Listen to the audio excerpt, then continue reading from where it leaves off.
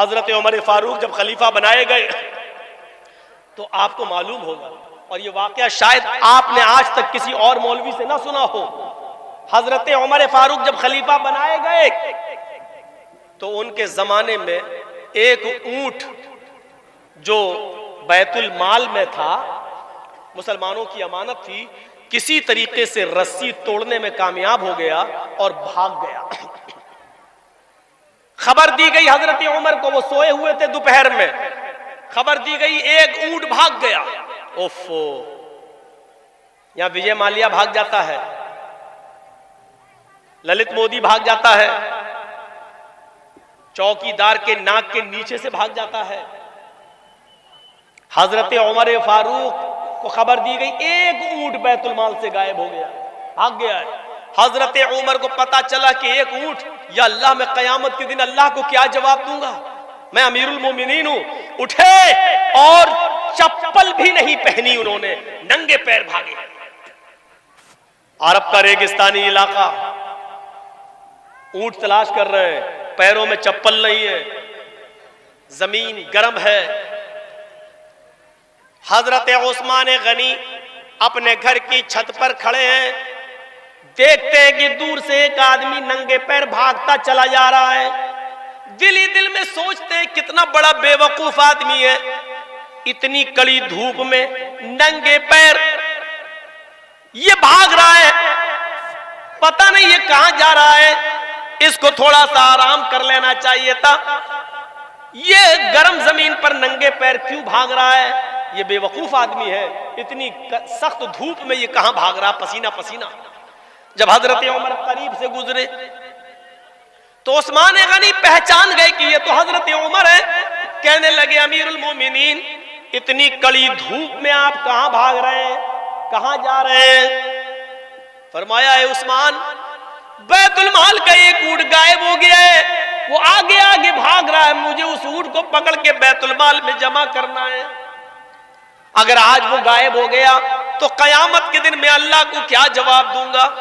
हजरत उस्मान ने कहा, इधर आओ, हमारे घर में हमारे बहुत से नौकर हैं, बहुत से गुलाम हैं, मैं इनको भेज देता हूं, ये ऊंट पकड़ कर आपके बैतुल माल में जमा कर देंगे, आप आइए और पानी पीजिए, नंगे पैर हैं आप।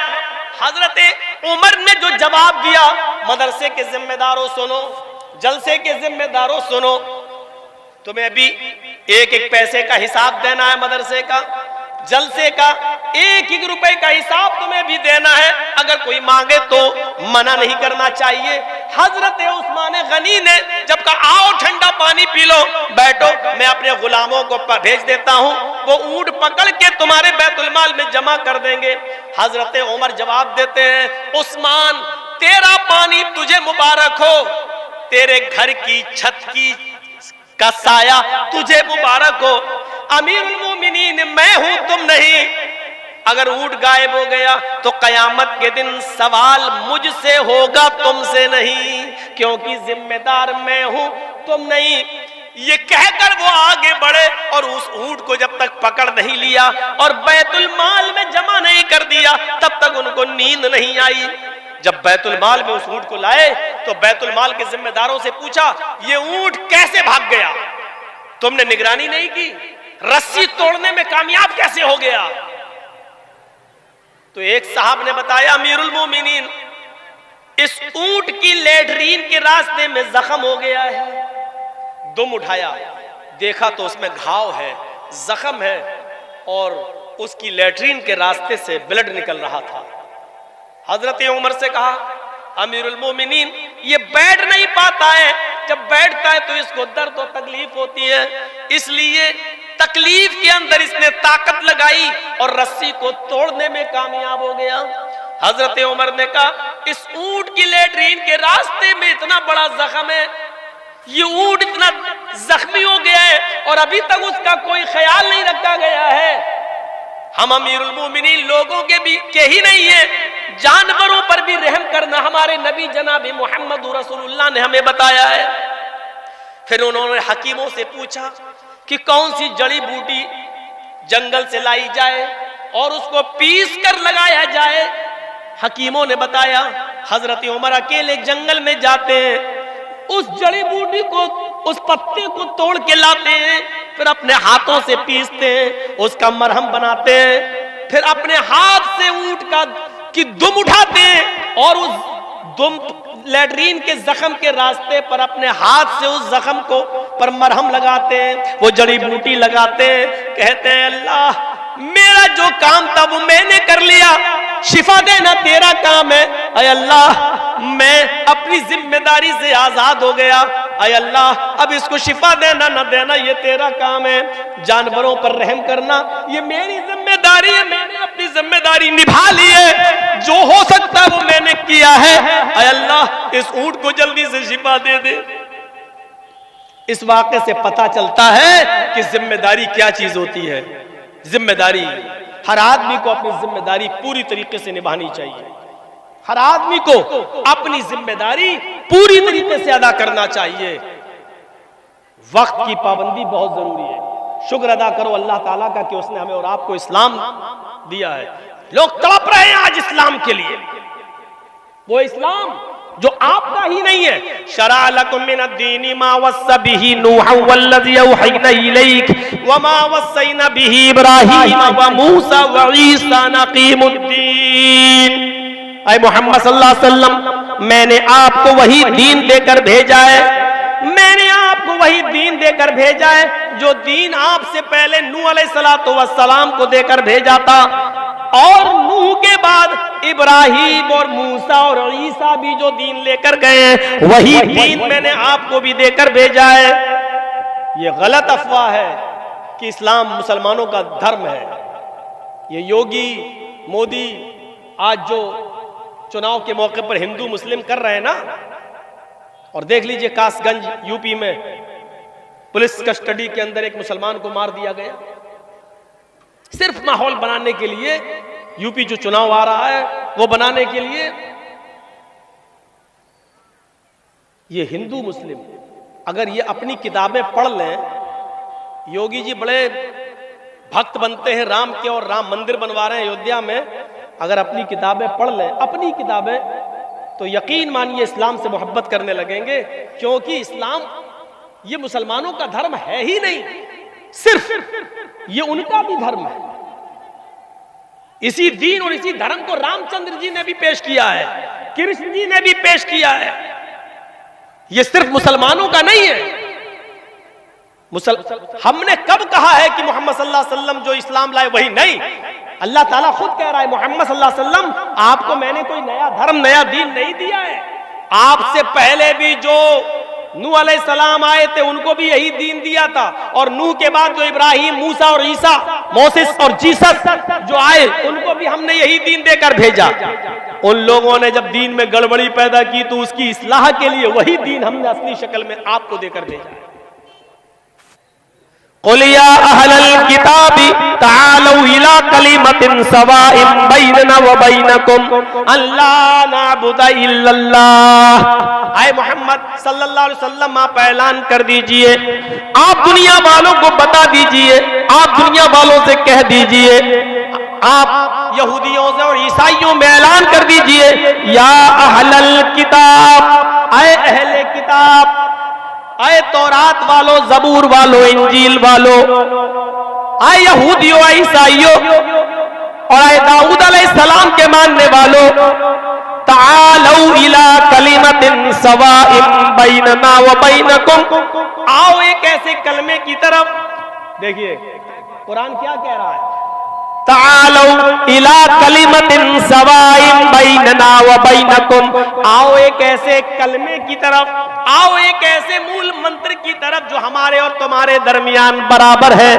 यानी वही कलमा आए यहूदियों तुम्हारा भी है, वही कलमा ईसाइयों तुम्हारा भी है। और देख लो मूसा अलैहिस्सलाम जब रसूल बनकर दुनिया में आए तो उनका कलमा था ला इलाहा इल्लल्लाह, मूसा रसूलुल्लाह। नूह अलैहिस्सलाम को जब पहले रिसालत मिली तो उनका भी कलमा था ला इलाहा इल्लल्लाह, नूह रसूलुल्लाह। ईसा अलैहिस्सलाम आए तो उनका कलमा था ला इलाहा इल्लल्लाह, ईसा रसूलुल्लाह। देख रहे हैं आप, नूह आए तो कलमा नहीं बदला गया, सिर्फ दूसरा जुमला बदला जा रहा। बस ला इलाहा इल्लल्लाह तीनों का एक ही रहा। ला इलाहा इल्लल्लाह नूह रसूलुल्लाह। मूसा जब आए तो पढ़ा गया ला इलाहा इल्लल्लाह मूसा रसूलुल्लाह। ला इलाहा इल्लल्लाह नहीं बदला जा रहा है। ईसा जब आए तो पढ़ा जा रहा है ला इलाहा इल्लल्लाह ईसा रसूलुल्लाह। कलमा पहला मंत्र नहीं बदला गया, रसूल के एतबार से दूसरा जुज बदला गया। जब इस्लाम आया, मुहम्मदुर रसूलुल्लाह आखिरी नबी बनकर आए, तो आपने भी उसी मूल मंत्र को बाकी रखा, ला इलाहा इल्लल्लाह मुहम्मदुर रसूलुल्लाह। पहला मंत्र नहीं बदला गया। और हिंदू भाइयों में भी पहला मंत्र वही है, एकम ब्रह्मादित्य नास्ति नास्ति किंचन, एक ही ब्रह्मा है दूसरा नहीं। बल्कि पंडित जब मरता है तो मरने से पहले अपने बेटे को ला इलाहा इल्लल्लाह पढ़ने की वसीयत करता है। मरने से पहले कहता है मेरे बेटे तू भी मरने से पहले ला इलाहा पढ़ लेना, जिसको हम वेदों की जबान में अनकही कहते हैं। ला इलाहा हरणे पापन इल्लल्लाह परमपिदम। मेरे बेटे मरने से पहले ला इलाहा पढ़ लेना, हरणे पापन। जब तू ला इलाहा इल्लल्लाह पढ़ेगा तो तेरे पाप हरण हो जाएंगे, तेरे पाप मिट जाएंगे। ला इलाहा इल्लल्लाह पढ़ोगे तो तुम्हारे पाप धुल जाएंगे, मिट जाएंगे, खत्म हो जाएंगे। यानी इस्लाम लाने से पाप मिट जाते हैं। इन्नल इस्लाम यहदिमु मा काना क़ब्ला, जो इस्लाम कबूल कर लेता है, कलमा पढ़कर इस्लाम की शीतल छाया में आ जाता है, उसके इस्लाम लाने से पहले जितने भी गुनाह है सारे के सारे गुनाह माफ कर दिए जाते हैं, उसके गुनाह बख्श दिए जाते हैं। ये इस्लाम का भी कलमा है। कौन कहता है कि इस्लाम सिर्फ मुसलमानों का धर्म है? कौन सी चीज ऐसी है जो हम करते हैं और आपके यहां नहीं है? बताइए।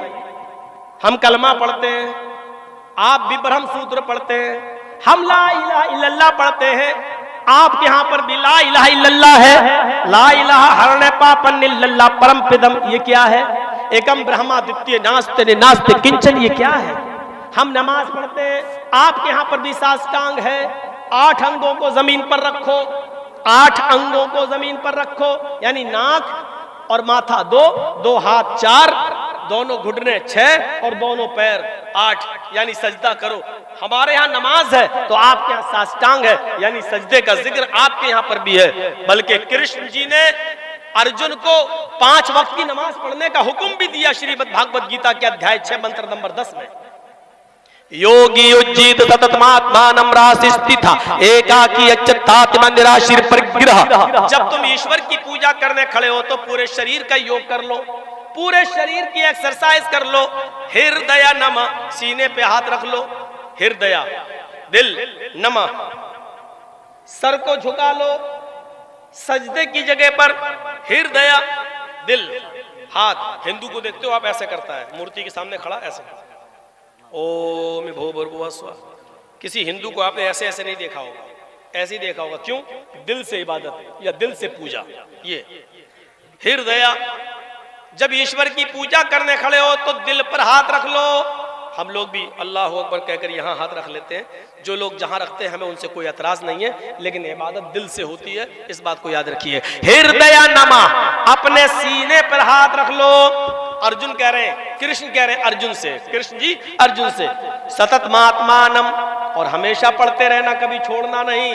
राशि स्थित, एक दिन छोड़ दोगे धर्म से हट जाओगे। अल्लाह के नबी ने क्या कहा? मन तरक सलात मुतअम्मिदन फकत कफर, जिसने कसदन जानबूझकर एक वक्त की नमाज छोड़ी उसने कुफ्र किया। एकाकी अच्युतात्मा निराशीर परिग्रह, एक अल्लाह के सामने खड़े हो जाओ। यच्युतात्मा, अपनी आत्मा को वहीं लगा दो, इधर उधर मत देखो। ऐसे नहीं। हम लोग क्या करते हैं? अब तो बहुत से लोग ऐसे करने लगे। अल्हम्दुलिल्लाह रब्बिल आलमीन। अब कहीं इमाम साहब ने अगर कहीं लंबी सूरत पढ़ दी, अलिफ लाम मीम ज़ालिकल के, तो चौंक जाएगा, है ये तो बहुत लंबी सूरत है, फिर ऐसे घड़ी देखेगा। आजकल ये हो रहा है। कभी कभी तो ऐसे भी देख लेते, ऐसे भी हो जाती है। जबकि कृष्ण जी अर्जुन से कह रहे हैं यच्युतात्मा, आत्मा वहीं लगी रहे, दिल इधर उधर नहीं होना चाहिए, एकाकी एक जगह। निराशीर परिग्रह, सारे देवी देवताओं से निराश हो जाना, ऊपर वाले से निराश मत होना।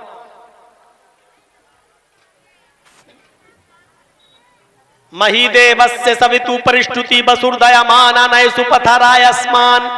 और उसमें ये मंत्र पढ़ना, महीदेवस्य सवितु परिष्टुति, मही मनी महान है हमारा देवता, देवस्य हमारा देवता, महीदेवस महान है हमारा देवता, सवितु जिसके लिए सारी की सारी परिष्टुति तारीफ प्रशंसा है, महान है हमारा वो देवता जिसके लिए सारी की सारी प्रशंसा सारी की सारी तारीफ है। हम लोग क्या पढ़ते हैं? अल्हम्दुलिल्लाहि रब्बिल आलमीन, तमाम तारीफें उस अल्लाह के लिए हैं जो दोनों जहान का रब है।